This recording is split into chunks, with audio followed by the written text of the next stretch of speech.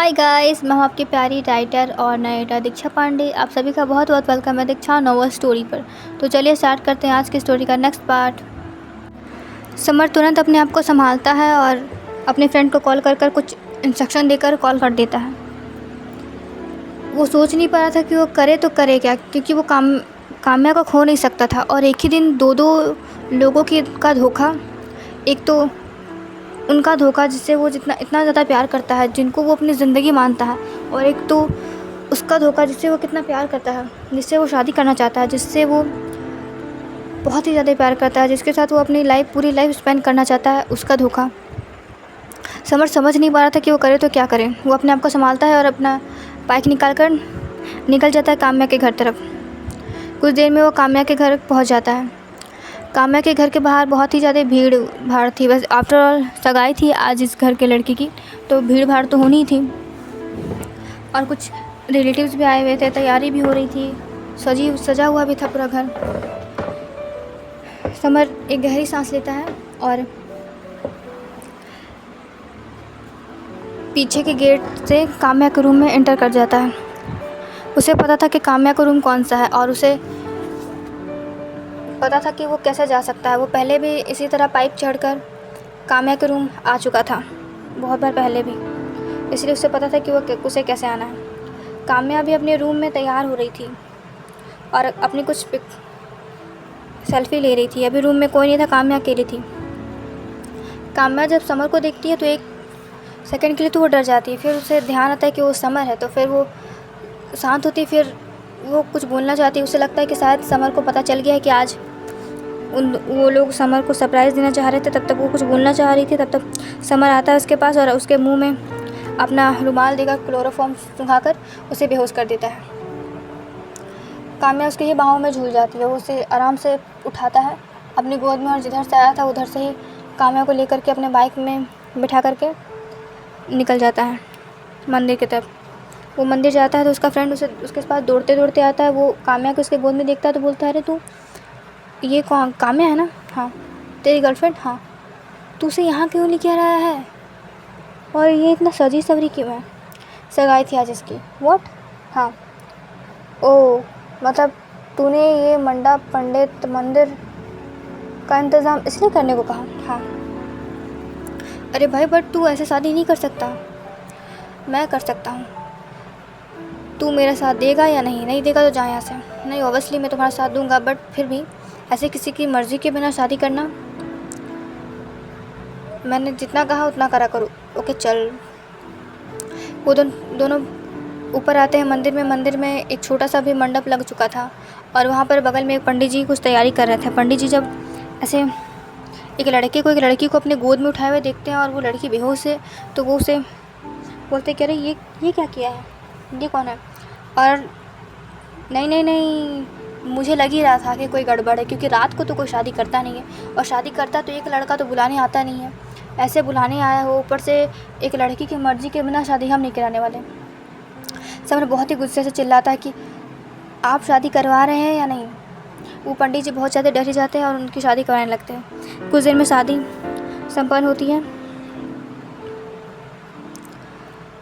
और समर काम्या को लेकर के अपने फ्रेंड का ही फ्लैट में चला जाता है और उसे प्यार से लेकर बेड पर सुला देता है, और उसके बगल में ही बैठकर सोचने लगता है कि वो चाहता था कि उसकी शादी हो जाए काम्या से, पर ऐसे नहीं, सबकी मर्ज़ी से। वो कितना कुछ करना चाहता था अपनी शादी के लिए, उसने कितने सारे सपने सजाए थे, पर आज वो इंसान उसके पास है, पर शायद अपनी मर्ज़ी से नहीं। कुछ देर में काम्या की भी नींद खुल जाती है।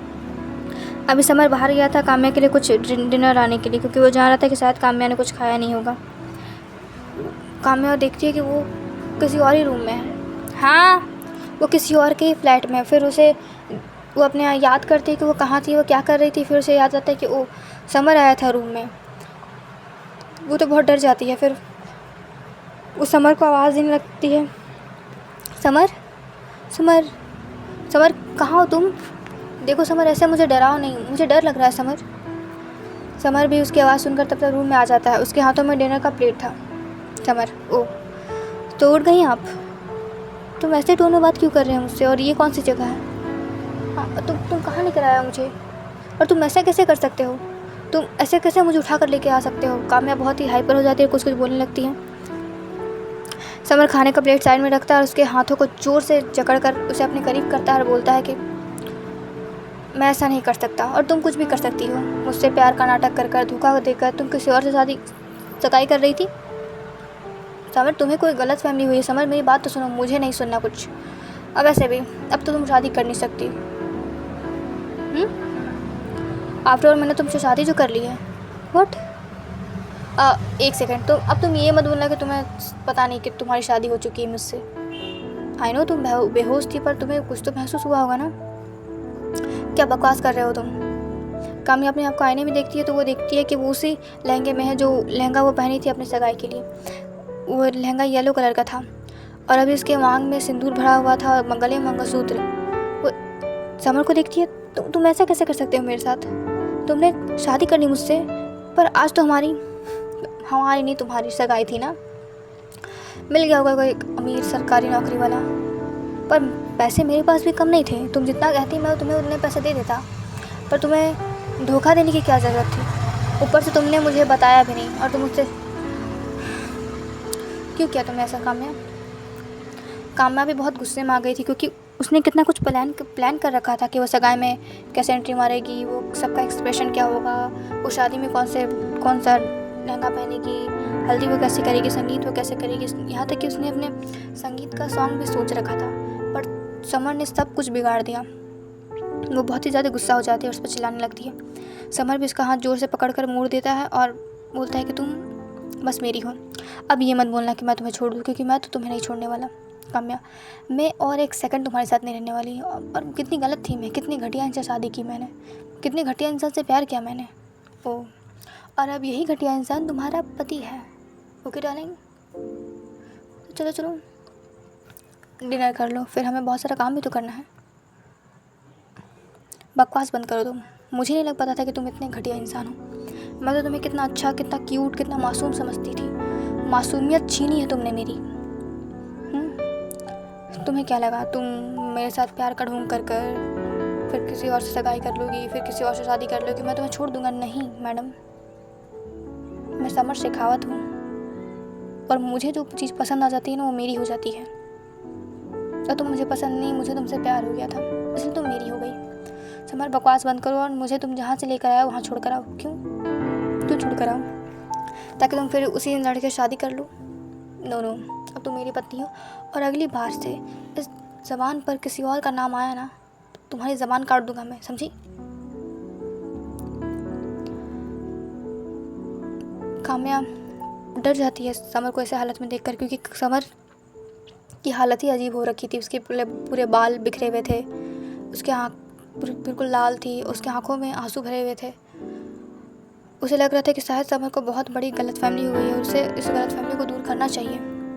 पर उसे एक बार लगता है कि नहीं, उसे ऐसा नहीं करना चाहिए, क्योंकि समर ने उससे उसकी मर्ज़ी के बिना शादी की है और वो ऐसा क्यों करे? गलतफहमी हुई है तो गलतफहमी में रहे, वो ऐसा कुछ नहीं करने वाली है। वो डरते डरते डिनर करती है और डिनर का प्लेट साइड में रख कर कहती है कि अब तो कर लिया ना मैंने डिनर, अब मुझे छोड़ कर आओ। नहीं, अभी तो हमें काम भी करना है। कौन सा काम? अरे डार्लिंग, आज हमारी शादी हुई है और ऑब्वियसली शादी के बाद तो कौन क्या करता है ये तो तुम्हें पता ही होगा ना। देखो, तुम मेरे साथ ऐसा नहीं कर सकते, समझे? मैं कुछ भी कर सकता हूँ। काम्या की आंखों में आंसू आ जाते हैं कि क्या समर उससे ऐसी बातें कर रहा है? समर तो उससे कितने प्यार से बात करता था, समर उससे कितनी इज्जत से बात करता था। क्या वो वही समर है? अच्छा, कर लो जो करना है तुम्हें, और क्या कर ही सकते हो तुम। इतना कहकर वो खुद अपने लहंगे का दुपट्टा फेंक देती है। समर उसे ऐसा नहीं दिखता और अपनी आंखें झुका लेता है और बोलता है कि देखो, ये इमोशनल ब्लैकमेल मुझे मत करो। अगर तुम ऐसा करोगे इसका ये मतलब नहीं कि मैं तुम्हें छोड़ दूंगा, क्योंकि मैं आज की रात तो स्पॉइल नहीं करना चाहता। तो मैंने कब कहा कि तुम स्पॉइल करो? जो करना है करो, मैं मना थोड़ी करूँगी तुम्हें। अब तुमने मेरी मर्ज़ी के बिना मुझसे शादी भी कर ली, मुझे पूछा भी नहीं, मुझसे फेरे भी ले लिए तुमने। अब तुम इसके लिए परमिशन क्यों लोगे? कर लो, जो करना है करो। समर उसके करीब आता है पर कुछ करता नहीं। वो दुपट्टा उठाकर उसे उड़ा देता है और रूम से बाहर चला जाता है। वो था बहुत गुस्से में, पर वो अपने प्यार को हट कैसे कर सकता था? वो काम्या से बहुत ही ज़्यादा प्यार करता था। और उसे गुस्सा आ रहा था काम्या पर कि काम्या ने उसे धोखा दिया, पर वो नफ़रत नहीं कर सकता था काम्या से, क्योंकि आफ्टर ऑल वो प्यार करता था काम्या से। और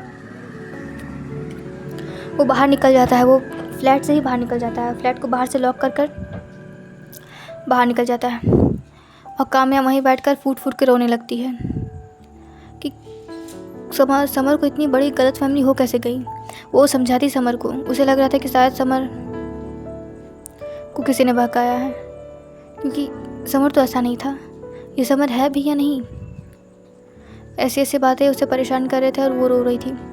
और उसके पास तो मोबाइल भी नहीं था कि वो अपने घर वालों को कॉल करके बताए या फिर किसी को बताए। वो सोच रही थी कि सबने कितनी तैयारी की थी, सब कितने खुश थे, सानवी, समय, समर के मॉम डैड, सब कितने खुश थे, सब कितने धूमधाम से उनकी सगाई करवाना चाह रहे थे। सब स्पॉइल कर दिया समर ने। अपनी गलत फैमिली की वजह से उसने अपनी पूरी फैमिली की सारी खुशियाँ कुचल दी। आज कितने खुश थे सब उसकी बर्थडे की कितनी अच्छे तरीके से तैयारी कर रहे थे। सौम्या जी कितनी खुश थी, सौम्या जी ने कितनी एक्साइटेड होकर अपने हाथों से केक बनाया था, और समर ने अपनी गलत फैमिली की वजह से सब कुछ बर्बाद कर दिया। इधर काम्या के घर में जब उसकी बहन रूम में आती है तो वो देखती है दीदी तो है ही नहीं। वो नीचे जाकर बताती है कि नहीं है, काम्या घर पर नहीं है। तो सब परेशान हो जाता है कि वो अपनी पत्नी को बोलते हैं, उसका डैड, देखा आपने आपकी परवरिश का नतीजा, आपने जो खुली छूट दे रखी है अपनी बेटियों को। आपने हम तो शादी करवा रहे थे ना आपकी बेटी की मर्ज़ी से, पर नहीं, उसे भाग कर ही शादी करनी थी, पता नहीं किसके साथ भाग गई है। और वो अपना सर पकड़ कर बैठ जाते हैं। उनकी मॉम भी परेशान हो जाती है कि कैसे काम्या से कैसे भाग सकती है,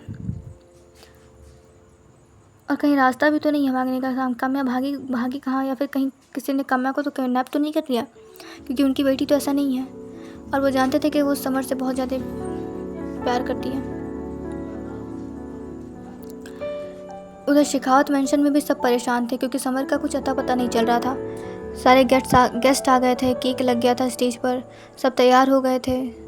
सानवी, समय, सब परेशान थे। पर समय अपने बॉडीगार्ड्स को कह रहा था कि वो समर को खोजे, समर कहाँ है। उसे बहुत ज़्यादा टेंशन हो रही थी, क्योंकि जब से समर ऑफिस से निकला था तब से समर का कुछ पता ही नहीं चल रहा था, वो कहाँ है, क्या कर रहा है। और उसने श्रवण जी को बांध के भी रखा था, और श्रवण जी ने उसे सब कुछ बता दिया था कि कैसे कैसे उसने समर को भड़काया उसके खिलाफ, कैसे कैसे उसने क्या क्या किया है, सब कुछ। समय तो उसी वक्त उन्हें मार देता, पर वो नहीं चाहता था कि इतनी आसान मौत उन्हें मिले, इसलिए वो बहुत ही बड़ी सज़ा देकर आया था उन्हें। वो ऐसी सज़ा देकर आया था उन्हें जैसे कि किसी की रूह कांप जाए वो सज़ा सुनकर ही। रणवीर आता है, जी सर, बोलो रणवीर। सर वो समर सर अपने एक फ्रेंड के फ्लैट में रहे। हाँ तो चलो अभी। और सर शायद उन्होंने क्या सर, उन्होंने शादी कर ली है। व्हाट? वो शादी कैसे कर सकता है? आई नो, मुझसे गलत फहमी थी, वो मुझसे गुस्सा था, पर वो अपनी होने वाली पत्नी को छोड़कर किसी और से शादी कैसे कर सकता है? उसी ने तो मनाया था ना हमें, वो काम्या से प्यार करता था। सर उन्होंने काम्या मैम से ही शादी की है। व्हाट? Oh God. अच्छा पता करो वो कहाँ पर है, और मुझे 2 मिनट में वो मेरे सामने चाहिए। ओके सर, मैं और गार्ड्स को मैं अभी लेकर निकलता हूँ। हाँ, thank you so much guys you listening my story. अगर आपको इसी टाइप का एपिसोड और चाहिए तो प्लीज़ इस स्टोरी पर कमेंट करें, और प्लीज़ मेरे चैनल को सब्सक्राइब, और प्लीज़ इस वीडियो को लाइक कर दें। Thank you so much.